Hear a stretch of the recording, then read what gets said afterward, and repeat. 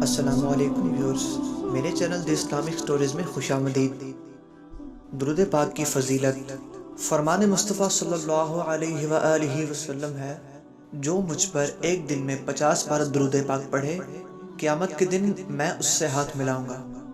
آپ صلی اللہ علیہ وآلہ وسلم کے والد گرامی حضرت عبداللہ رضی اللہ عنہ ہیں۔ یہ سیرت و صورت دونوں میں بے مثال تھے۔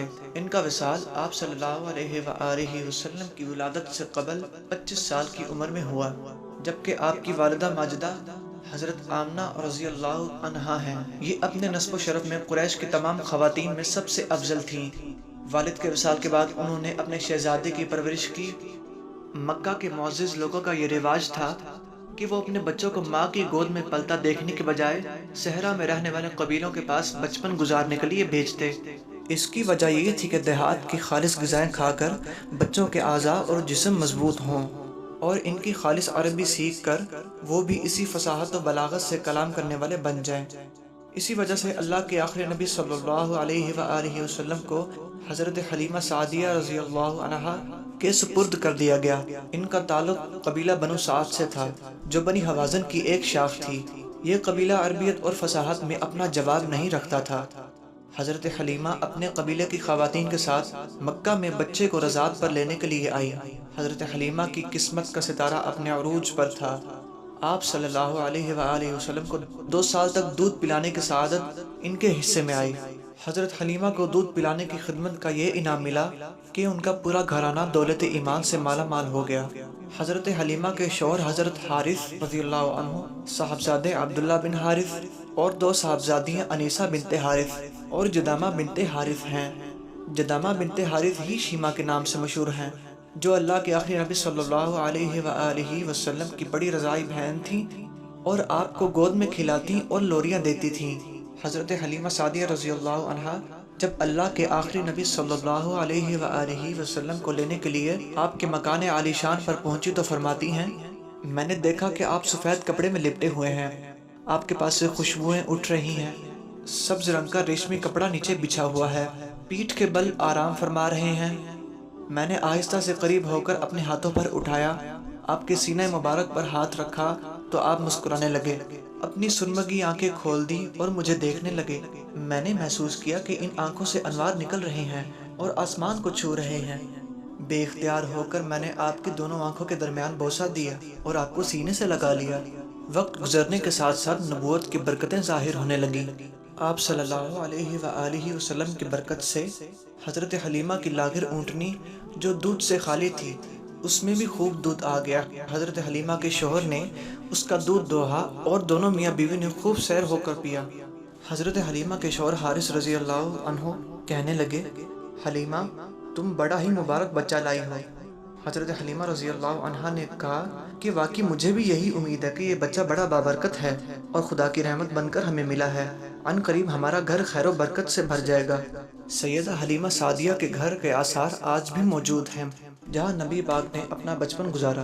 حضرت حلیمہ فرماتی ہیں، ہم رسول اللہ صلی اللہ علیہ وآلہ وسلم کو لے کر مکہ شریف سے اپنے گاؤں کی طرف روانہ ہوئے تو میرا وہی خچر جو پہلے کمزوری کی وجہ سے قافلے والوں سے پیچھے رہ جاتا تھا، اب اس قدر تیز چلنے لگا کوئی دوسری سواری اس کا مقابلہ نہ کر سکتی تھی۔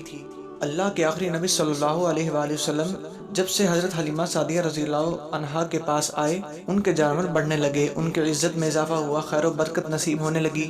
جب تک آپ وہاں رہے، بی بی حلیمہ کا گھر خیر و برکت سے بھرا رہا۔ دن بدن ان انعامات اور برکات میں اضافہ ہوتا رہا، وہ خوشحالی کی زندگی بسر کرنے لگے۔ حضرت حلیمہ رضی اللہ عنہا فرماتی ہیں، دودھ پینے کی عمر میں آپ کی دیکھ بھال میں مجھے بہت آرام تھا۔ آپ دوسرے بچوں کی طرح نہ چیختے، نہ چلاتے اور نہ روتے۔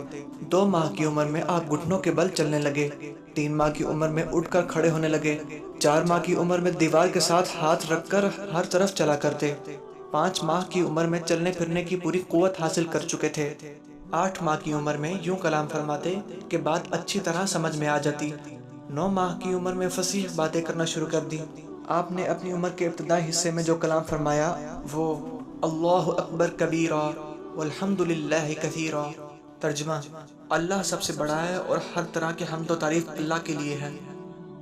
جھولا جھولتے وقت آپ چاند سے باتیں کرتے اور اپنی انگلی سے جس طرف اشارہ فرماتے چاند اسی طرف جھک جاتا۔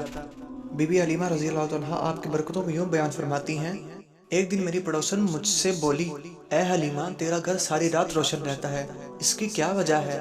میں نے کہا، یہ روشنی کسی چراغ کی وجہ سے نہیں بلکہ حضرت محمد صلی اللہ علیہ وآلہ وسلم کے نورانی چہرے کی وجہ سے ہے۔ آپ صلی اللہ علیہ وآلہ وسلم کو لڑکے کھیلنے کے لیے بلاتے تو ارشاد فرماتے، مجھے کھیلنے کے لیے پیدا نہیں کیا گیا۔ آپ میرے بچوں کے ساتھ جنگل جاتے اور بکریاں چرایا کرتے تھے۔ بکریاں چراگاہوں کی طرف لے کر جانا اور ان کی دیکھ بھال کرنا یہ تقریباً تمام انبیاء کرام علیہم السلام کی سنت ہے۔ آپ نے اپنے عمل سے بچپن ہی میں اپنی ایک خصلت نبوت کا اظہار فرما دیا۔ قبیلہ بنو سعد میں جب پہلا شق صدر ہوا، اس سے گھبرا کر حضرت حلیمہ آپ کو بی بی آمنہ کے پاس لائیں اور ان کے سپرد کر دیا۔ اس کے بعد آپ اپنی والدہ پاک کی گود میں پرورش پانے لگے۔ نبی پاک کی ذات سے ہر کسی کو نفع ملا۔ قرآن پاک میں اللہ تعالیٰ ارشاد فرماتے ہیں، وَمَا أَرْسَلْنَاكَ إِلَّا رَحْمَةً لِّلْعَالَمِينَ، اور ہم نے آپ صلی اللہ علیہ وآلہ وسلم کو تمام جہانوں کے لیے رحمت بنا کر بھیجا۔ دلوں سے غم مٹاتا ہے محمد نام ایسا ہے۔ ایک شاعر نے نبی پاک کی شان میں کیا خوب لکھا ہے، لکھتے لکھتے قلم ہی تھک گیا، میرے محمد کی تعریفوں کا جواب نہیں۔